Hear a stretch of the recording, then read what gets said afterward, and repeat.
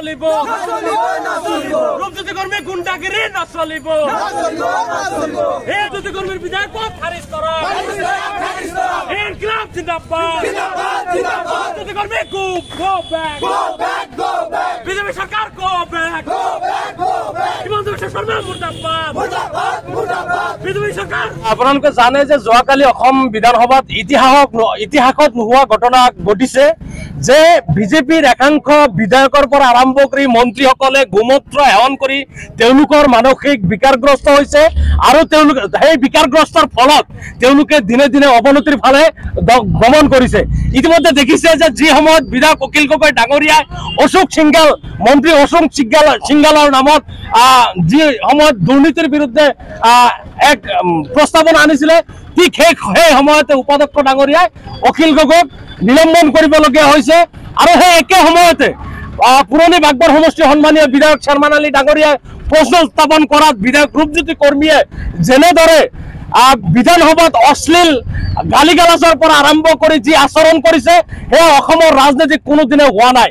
আমি আজি জনীয়াবাসী ৰাইজে প্ৰতিবাদ সাব্যস্ত কৰিছে আৰু এনেকুৱা ধৰণৰ বিধায়ক ৰূপজ্যোতি কৰ্মী ডাঙৰীয়াক হকিয়াই দিব বিচাৰিছে।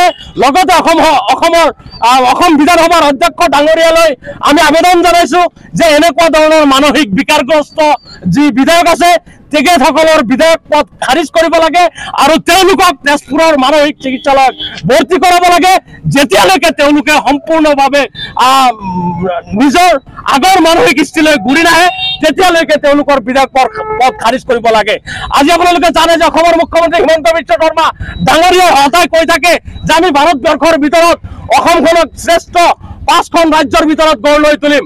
ইতিমধ্যে আপোনালোকে দেখিছে যে এই যে আজি অসম বিধানসভা সচিবালয়ৰ ভিতৰত যি কথা বতৰা হৈছে এই কথাটোৰ পৰা অনুমান কৰা যায় যে ভৱিষ্যত প্ৰজন্মৰ ছাত্ৰ ছাত্ৰী বা দেশৰ নাগৰিকসকলে এনেকুৱা ধৰণৰ নেতাৰ পৰা কি নৈতিকতা বা কি শিক্ষা গ্ৰহণ কৰিব। ইতিমধ্যে দেখিছে যে ৰূপজ্যোতি কৰ্মীৰ এই স্বভাৱ বা আচৰণৰ ফলত গোটেই অসমজুৰি তীব্ৰ আন্দোলন হৈছে আৰু ৰাইজে প্ৰতিবাদ সাব্যস্ত কৰিছে।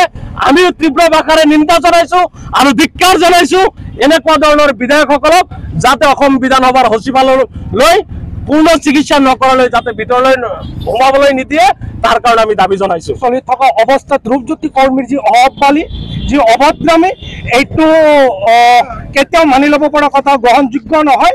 কাৰণ যোৱাকালিৰ যিটো ঘটনা হৈছে সেই ঘটনাৰ লগতে আমি গোটেই অসমবাসী আজি ভাৰতবৰ্ষৰ ওচৰত লজ্জিত হৈছোঁ। এনেকুৱা ঘটনা কেতিয়াও অসম বিধানসভাৰ মজিয়াত হোৱা নাছিল যিটো ৰূপজ্যোতি কৰ্মীয়ে যোৱাকালি সেই ঘটনা সংঘটিত কৰিছে। কিন্তু দুখৰ বিষয় যেতিয়া এটা বিধানসভা পৰিচালিত হ'ব লাগে এটা যোগ্যতা থকা অধ্যক্ষৰ জৰিয়তে, কিন্তু কালি এইটো প্ৰমাণিত হৈ গৈছে যে বিধানসভা মজিয়াখন কেতিয়াও এটা যোগ্যতা নথকা অধ্যক্ষৰ জৰিয়তে হয়তো বিধানসভাখন পৰিচালিত হৈছে। কাৰণেই যোৱাকালি ৰূপজ্যোতিৰ এনেকুৱা অভদ্ৰামীৰ ফলত বিধানসভাৰ মজিয়াৰ পৰা বিধানসভাৰ অধ্যক্ষৰ পৰা ৰূপজ্যোতি কৰ্মীৰ বিৰুদ্ধে কোনো ধৰণৰ পদক্ষেপ নোলোৱাটো যুৱ প্ৰজন্মৰ কাৰণে অসমবাসীৰ কাৰণে খুবেই এটা লজ্জাজনক ঘটনা। আমি তীব্ৰ নিন্দা জনাইছো জনবাসীৰ ফালৰ পৰা। এনেকুৱা ঘটনা যাতে অসমৰ বিধানসভাত দ্বিতীয়বাৰ নহয় তাৰ কাৰণে আমি অসমৰ মাননীয় মুখ্যমন্ত্ৰী হিমন্ত বিশ্ব শৰ্মাক আজি ৰাইজৰ হৈ প্ৰতিবাদ সাব্যস্ত কৰিছো যে ৰূপজ্যোতি কৰ্মীৰ বিৰুদ্ধে তাৎক্ষণিকভাৱে এটা উপযুক্ত শাস্তিমূলক এটা ব্যৱস্থা গ্ৰহণ কৰিব লাগে।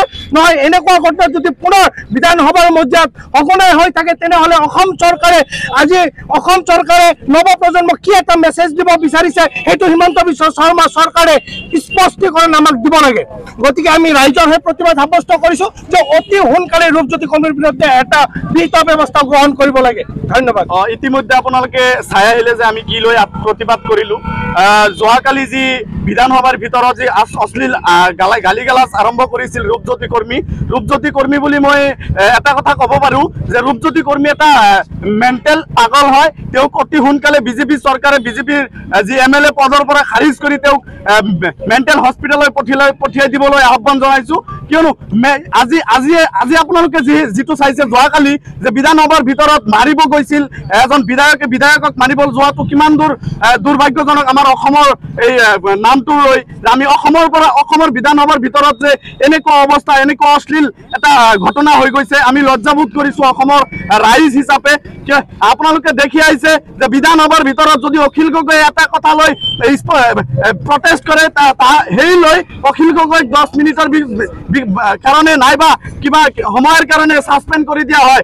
যোৱাকালিৰ যিটো ঘটনা এইটো ঘটনাৰ পিছতো এতিয়ালৈকে ৰূপজ্যোতি কৰ্মীৰ ওপৰত কিয় ইমান এটা ব্যৱস্থা লোৱা নহল? বিজেপি চৰকাৰ এটা গাদ্দাৰ চৰকাৰ, বিজেপি চৰকাৰ দালালিৰ চৰকাৰ, বিজেপি চৰকাৰ হিটলাৰী চৰকাৰ। এই বিজেপি চৰকাৰক মই গৰিহণা জনাইছো যে এনেকুৱা বিধানসভাৰ ভিতৰত এনেকুৱা MLA এজনক চিট দিব লাগে।